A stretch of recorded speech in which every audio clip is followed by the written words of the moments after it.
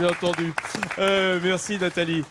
Puisqu'on est dans l'ambiance du Nord, puisqu'on est ici dans cette ambiance de carnaval, on aime les parfums. Alors, ce qui vient de la cuisine est merveilleux, mais Jean-Seb, c'est un grand bol fumant auquel on pense quand on est ici dans le Nord. Forcément, la chicorée, on y pense tous. Alors, Horace disait, pour moi, je me suffis d'olives, de chicorée et de mauve légère. Imaginez, ça remonte Pourtant, il n'était pas du Nord, ça Horace. remonte à l'Antiquité, la chicorée. Et en fait, la chicorée a la même destinée que le sucre. Grâce aux Anglais, grâce au blocus continental, Napoléon a décidé de développer la culture de la chicorée ici. Et du coup, elle a acquis, parce qu'il n'y avait plus de café. Il était bloqué. Excuse-moi, Jean-Seb, mais là, tu nous balances des trucs. Mais non, le bon, blocus continental, continental, en deux mots, tu peux nous rappeler ce que c'est? Bon, les Anglais ont interdit l'importation, ils nous ont empêché d'avoir du sucre des Antilles et du café. Voilà, donc, ils avaient on a bloqué développé le continent. le sucre de betterave et la culture de la chicorée pour remplacer le café. Ça a donné Orchy, capitale mondiale de la chicorée. La chicorée, c'est l'or vert des habitants du Nord. Ici, tout le monde connaît quelqu'un qui travaille dans la plus grande usine de chicorée de France, l'usine de la famille Leroux, qui emploie aujourd'hui plus de 200 personnes. Et ce matin, c'est Edmond qui reprend le sentier de ses souvenirs. Il a dédié sa vie à la chicorée, 36 ans plus exactement, où il a manipulé, torréfié cette plante pour fabriquer ce café végétal. C'est beau travail, hein. Je crois que c'est quelqu'un qui aime son métier, ça.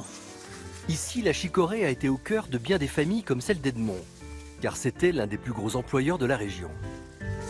La seule entreprise qui était fiable, hein, où les gens essayaient d'entrer parce que ça payait bien et puis parce que les gens se sentaient bien, c'était l'usine de chicorée. Beaucoup de gens se sont connus et ont vécu en couple après par la suite, en se connaissant au travail. Moi, j'ai mes beaux-parents qui se sont connus à la chicorée.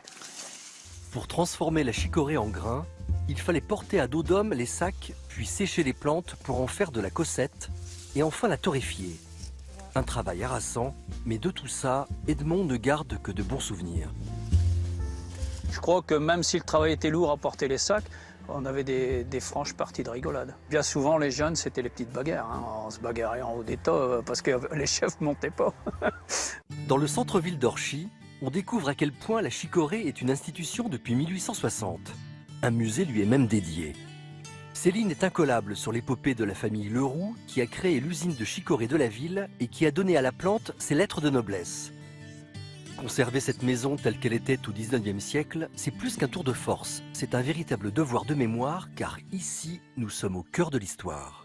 Nous avons souvent des visiteurs qui disent « Eh bien, moi, je suis venu ici, j'ai rencontré Monsieur Leroux dans cette belle maison. » Donc voilà, ce sont des souvenirs souvent très importants pour les habitants de la ville. La chicorée se vend dans plus de 50 pays à travers le monde. Le succès du diamant vert d'Orchy est définitivement éternel. Génial, et c'est un goût qui se marie si bien au café. D'ailleurs, dans la pâtisserie de la région, souvent c'est associé café et chicorée hein, dans les crèmes, dans les desserts. Oui, et je sais pas si tu sais, il y a même chicorée, donc c'est la grande marque oui, monopole de chicorée. C'est Leroux, hein, de toute manière, il n'y en a qu'une. C'est Leroux, il n'y en a qu'une, donc on est tranquille, on peut le dire. Ah bah alors on peut y aller alors. Et ben ils avaient fait de la chicorée à la noisette, de la chicorée au praliné, ils avaient fait de la chicorée parfumée. Et voilà, c'était bon. Hein. Voilà, Ah ouais, bah oui, merveilleux. c'était bon. Notre Jean-Philippe.